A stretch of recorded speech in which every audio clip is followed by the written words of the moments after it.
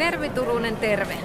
Tiesitkö, että TE-palvelut siirtyivät kuntien vastuulle tämän vuoden alussa?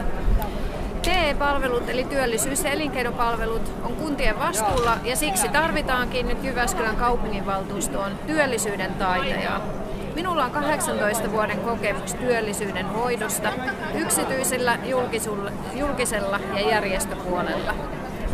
On tärkeää, että niin työnhakijat kuin työnantajat eli yritykset saa riittävää tukea ja palveluja, että työllisyys paranee, ihmiset saa töitä ja yritykset kasvaa.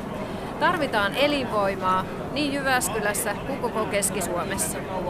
Samoin tuolla hyvinvointialueella on tärkeää kiinnittää huomiota henkilöstön hyvinvointiin ja esimerkiksi siihen, että keikkalääkäreistä luovuttaisiin ja nekin rahat voidaan käyttää hoitajien ja omalääkärien palkkaamiseen. Mulla on myös taloussilmää, osaan hoitaa taloutta vastuullisesti ja perehdyn asioihin huolellisesti.